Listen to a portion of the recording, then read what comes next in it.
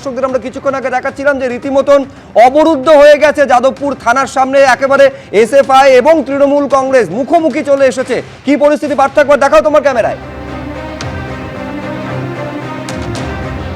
দেখো এই মুহূর্তের পরিস্থিতি সরাসরি দেখাবো। একদিকে কিন্তু পুলিশ এই মুহূর্তে যারা যাদবপুর থানার সামনে যে সমস্ত পড়ুয়ারা অবস্থান করছিল সেই পড়ুয়ারা তারা ক্যাম্পাসের দিকে ফিরছে এবং এক্ষেত্রে কিন্তু তাদেরকে একেবারে ক্যাম্পাসের দিকে গার্ড করে নিয়ে যাচ্ছেন তারা, কারণ এক প্রান্তে যারা যাদবপুরে পড়ুয়ারা, অপর প্রান্তে এখনো পর্যন্ত তৃণমূলের কর্মী কিছুজন তারা রয়েছে।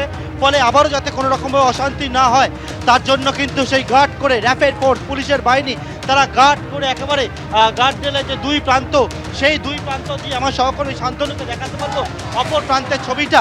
একদিকে যেমন যাদবপুর বিশ্ববিদ্যালয় থেকে পড়ুয়ারা যাচ্ছে, উল্টো দিকে কিন্তু বিশাল বাহিনী পুলিশের ফোর্স তারা কিন্তু যে গার্ড যে রাস্তা ডিভাইডার, সেই ডিভাইডারে এক প্রান্ত তারা যাচ্ছে যাতে কোনো রকমভাবে অপর প্রান্তের সঙ্গে অর্থাৎ সম্মুখ সমরে দুপক্ষ এসে গিয়ে যাতে গণ্ডগোল না হয়। আজকে পুলিশ একেবারে ঢাল হিসেবে কাজ করে এবং ঢাল হিসেবে দাঁড়িয়ে থেকে দুপক্ষের মধ্যে একদিকে যেমন যাদবপুর বিশ্ববিদ্যালয়ের পড়ুয়াদের সঙ্গে তৃণমূলের যে মিছিল আছে তাদের মধ্যে যাতে কোনো রকমের সম্মুখ সমরে এসে যাচ্ছিল তারা যাতে কোনো রকমভাবে বাদানুবাদ গণ্ডগোল বড় ধরনের আকার না নেয় সেই চেষ্টা করতে থাকে পুলিশ। এবং এই মুহূর্তে যাদবপুর থানার সামনে অবস্থানরত পড়ুয়ারা তারা বিশ্ববিদ্যালয় ক্যাম্পাসের থেকে ফিরতে শুরু করেছে।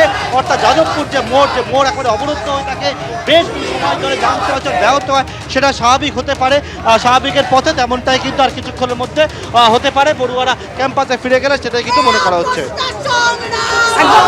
আমাদের সঙ্গে থাকো, আপনাদের দেখাবো। এই তো একটা গেল প্রতিবাদের ছবি, দেখতেই পেলেন আপনারা বামপন্থীদের প্রতিবাদের ছবি। এবার তৃণমূলের নেতা, মন্ত্রী, সাংসদরা তারা পথে নেমেছেন সুকান্ত সেতুতে। যে ঘটনা ঘটেছে শিক্ষামন্ত্রীর গাড়ির ওপর হামলার ঘটনা, সেই ঘটনার প্রতিবাদে আজকে তৃণমূল পথে নামলো। সেই ছবি আপনাদের সামনে তুলে ধরবো। আমাদের সঙ্গে রয়েছেন আমাদের প্রতিনিধি অনির্বাণ। অনির্বাণ,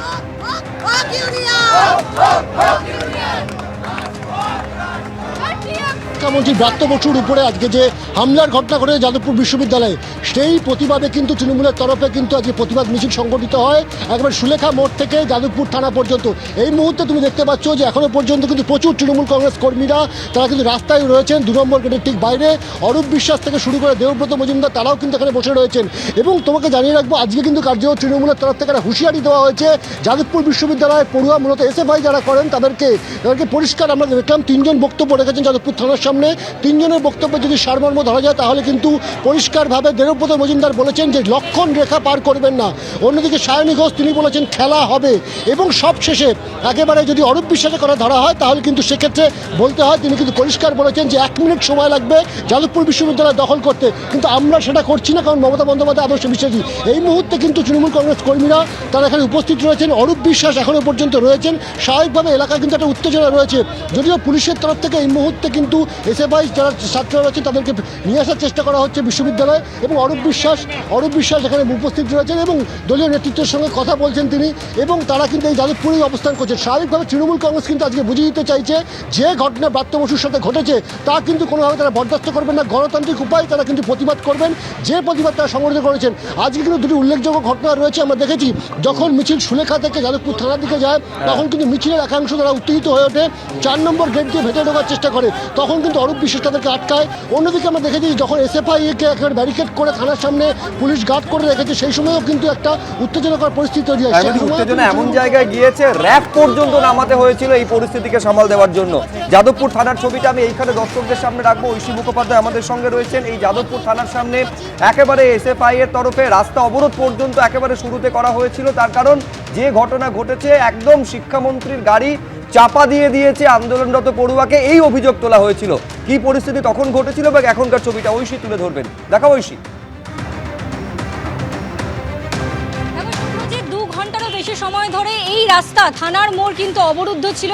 এখন এই মুহূর্তে দেখতে পাচ্ছ যে পুলিশ কিন্তু স্বাভাবিক করার চেষ্টা করছে পরিস্থিতি।